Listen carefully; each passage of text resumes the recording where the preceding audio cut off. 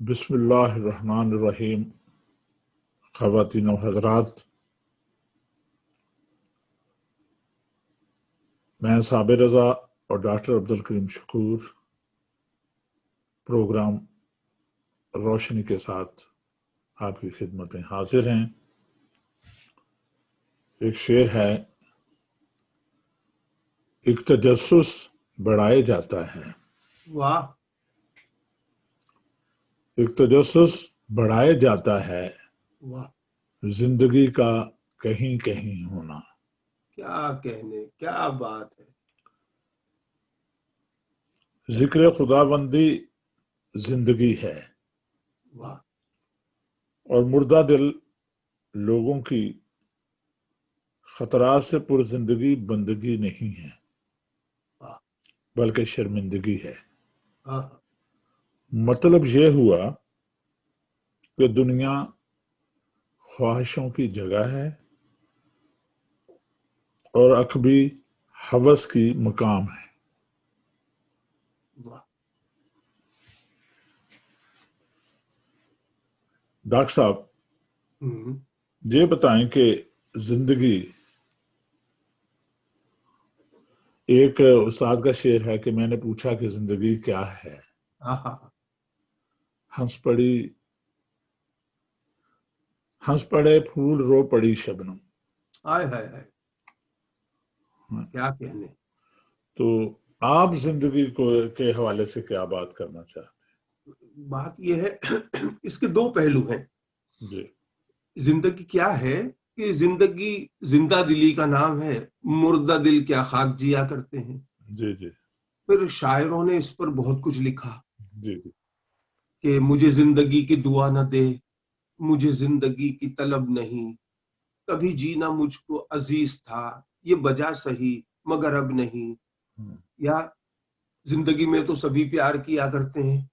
या किसी ने कहा कि मेरी जिंदगी के मालिक मेरे दिल पे हाथ रख दे, तेरे आने की खुशी में मेरा दम निकल न जाए। जी तो जिंदगी का मतलब आज तक कोई इसलिए नहीं बता सका जी जी कि जिंदगी जो है वो हर शख्स के लिए अलग अलग है।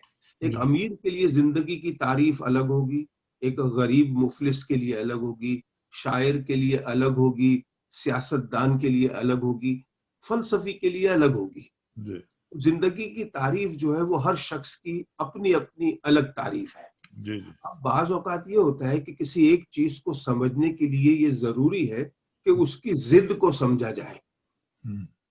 मसलन आप किसी को अमीर इसीलिए तो कहते हैं ना कि गरीब होते हैं। जी हाँ। अगर गरीब ना होते, सारे ही अमीर होते, तो आप गरीब को तो नहीं समझ सकते थे। सच को इसीलिए तो समझा जाता है कि झूठ भी होता है, हाँ और झूठ। अंधेरे को इसलिए हम समझ सकते हैं कि उजाला होता है। तो जिद का होना जरूरी है। हर चीज जोड़ों में पैदा की गई है दुनिया में, जी और हर चीज की जिद मौजूद है। उसको समझने, अब जिंदगी को समझने के लिए उसकी जिद जो है वो मौत है। हाँ हाँ और अगर मौत को समझेंगे तो बचेंगे कहाँ कि फिर जिंदगी को समझें। तो ये एक बड़ा अजीब पेचीदा मामला हो गया है। जिंदगी जो है वो हर एक के लिए अलग अलग मानी रखती है। और ये जिंदगी का जो सच है वो वक्त की धार के ऊपर रखा हुआ है। इसे बहुत एहतियात से समझना पड़ता है। जी जी इसलिए कि हम, वैसे भी देखा जाए तो आजकल के माहौल में दो तरह की जिंदगी गुजारते हैं साबिर रजा। एक वो जो गुरूर है, फखर है, अना है, और एक वो जो हमारे अंदर है, हमारी रूह है, और ये सच है। जो बाहर है वो झूठ है। दो तरह के जीवन हो गए हैं। जी जी एक वो जो हम गुजार रहे हैं, और एक वो जो हम दिखा रहे हैं। जी जी हमारा जीवन जीना अलग है, और हमारे जीवन को दिखाना अलग है। अलग ये है। दो जीवन गुजार रहे हैं हम लोग इस जी वक्त। जी जी मुझे एक बात याद आई अजीब किस्म का, हालांकि ये हंसी मजाक का प्रोग्राम नहीं है, मगर मिसाल के तौर पर होता है कि आपको पता है हमारे घरों में मासियां होती थी, बर्तन धोने वाली, कपड़े जी धोने जी वाली। जी जी अब एक जो सेठानी थी, उन्होंने अपनी मासी से ही कहा कि मुझे शक हो रहा है कि मेरे शौहर जो है तुम्हारे साहब, वो ऑफिस में किसी के साथ कोई चक्कर वक्कर चला रहे होंगे। वो मासी ने पता है क्या कहा, उसने कहा बेगम साहिबा आप मुझे वर्गला रही हैं, साहब मेरे अलावा किसी से प्यार नहीं कर सकते। एक जीवन वो है जो हम जीते हैं, एक जीवन वो है जो हम दिखाते हैं। तो हमारा जीना, ये हमारा मुआशरा अगर आप देखें बुनियादी तौर पर 90% झूठ पे खड़ा है। अगर आप ये तय करा दें कि जिंदगी में सारे ही सच बोले, मुआशरा गिर जाएगा साबिर रजा। ये बुनियादें झूठ पे खड़ी हुई हैं। अगर 24 घंटे आप तय करा दें कि जिंदगी में सारे लोग दुनिया के पूरे 24 आवर सच बोलेंगे, एक लफ्ज भी झूठ नहीं बोलेंगे, 24 घंटों में कितने दोस्त बचेंगे और कितनी शादियां बाकी रह जाएंगी। बिल्कुल ठीक है।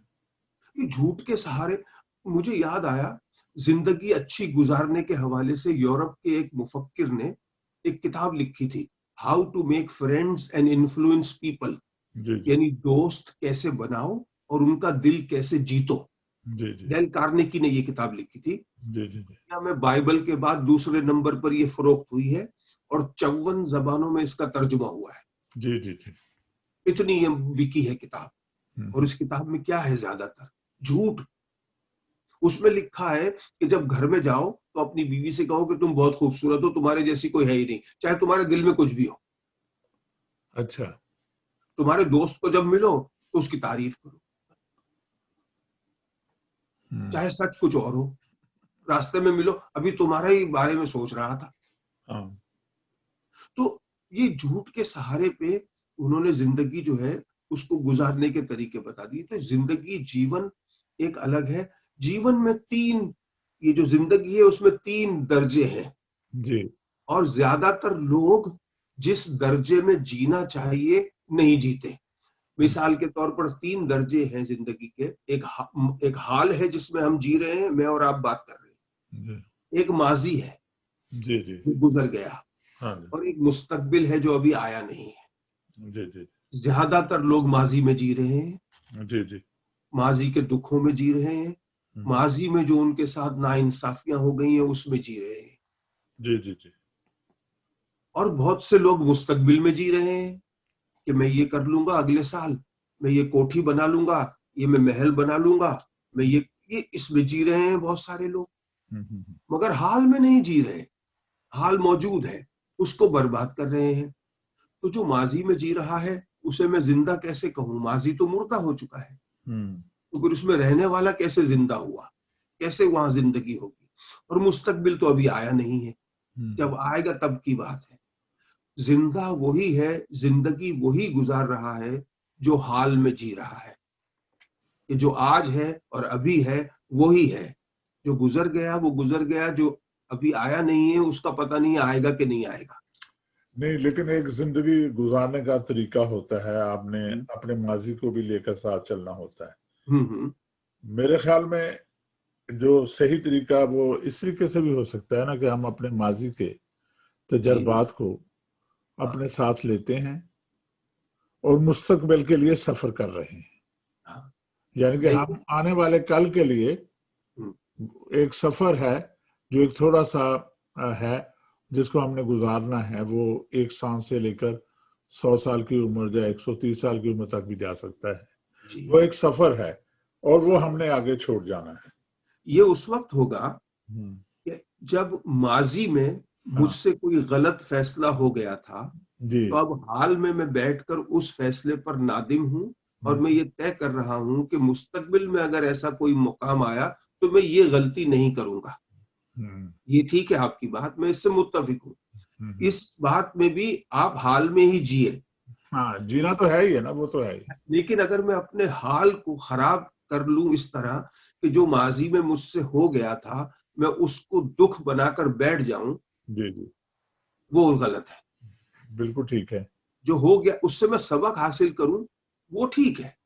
सबक तो हासिल करना है, लेकिन उसको दुख और उसको जिंदगी बनाकर मैं उसमें रहने लगूं, वहां जाकर फिर मसाइल पैदा होते हैं। देखिए आपको मैं एक बात बताऊं, ये जो छोटी छोटी बातें जो हैं ये बहुत ज्यादा दिलों पे लगाकर हम जिंदगी गुजारते हैं, जो जिंदगी अजाब की सूरत में नजर आती है। एक आदमी बारिश का मौसम था, गांव में कच्चे कब्रिस्तान होते हैं, जी जी। कब्रिस्तान से गुजर रहा था। वहां कोई कब्र खुल गई होगी और वो कब्र वहां के किसी बहुत बड़े आदमी की थी, वो मर गया होगा कुछ सालों पहले। जी जी। उसकी जो खोपड़ी थी वो बाहर आ गई थी, ठीक और है। वो उसके पांव की ठोकर में आ गई। अंधेरा था, गांव देहात का हालत आपको पता है।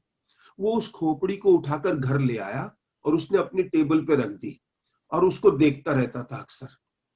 और गांव वाले जब उसको देखने आते, घर में मिलने, देखते वो खोपड़ी को देख रहा है, तो वो उसे कहते थे कि तुम पागल हो गए हो, तुम्हारी समझ में नहीं आ रहा, तुम क्या कर रहे हो।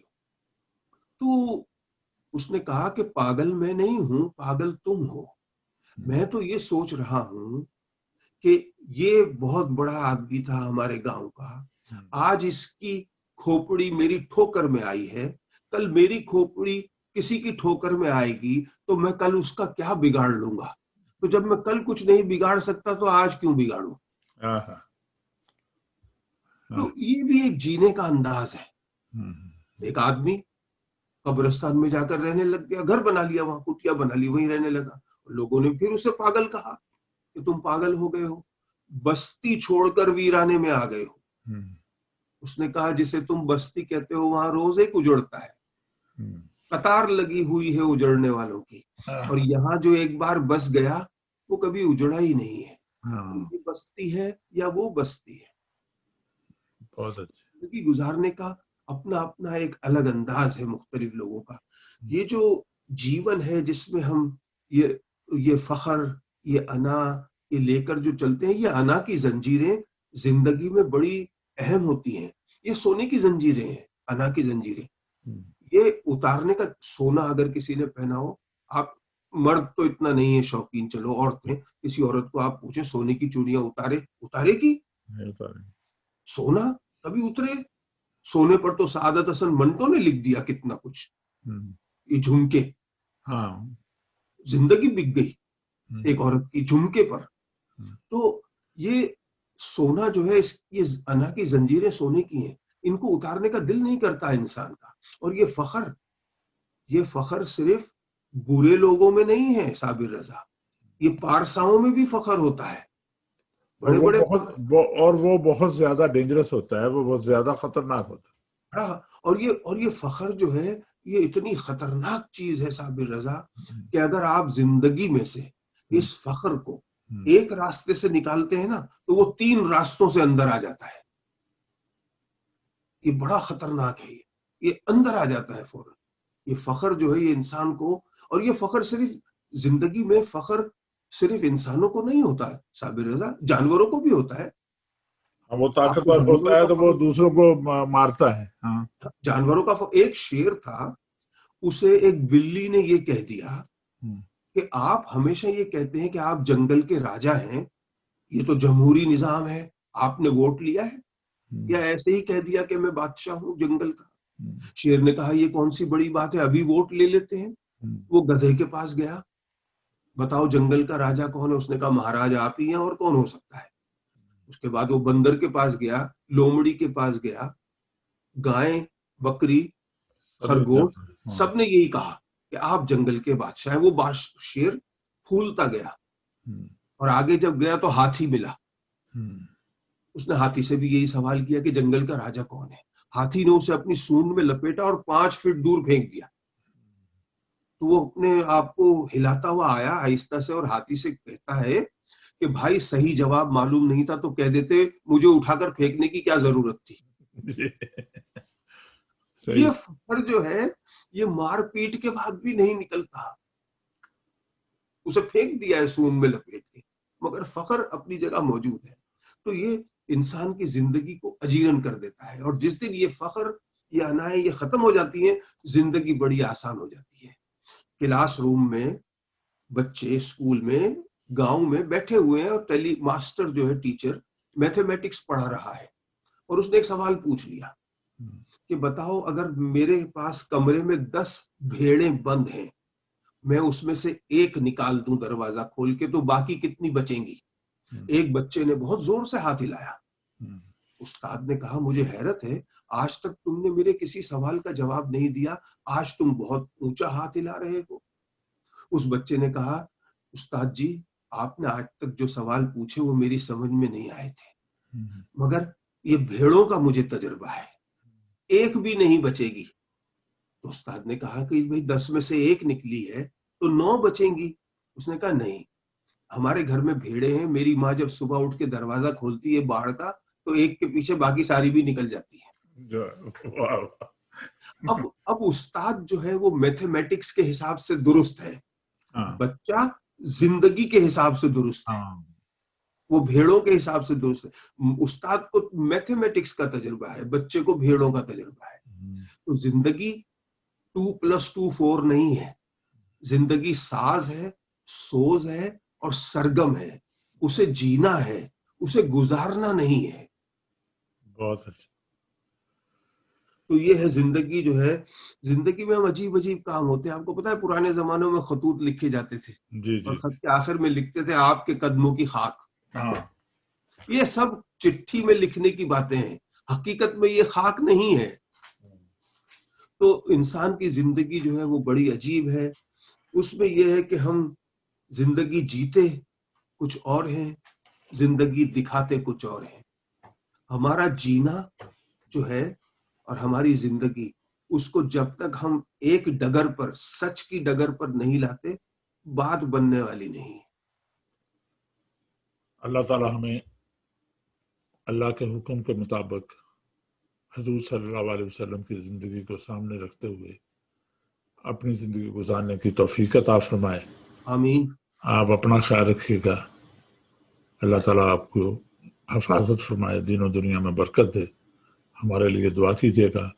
अल्लाह हाफिज। अल्लाह हाफिज।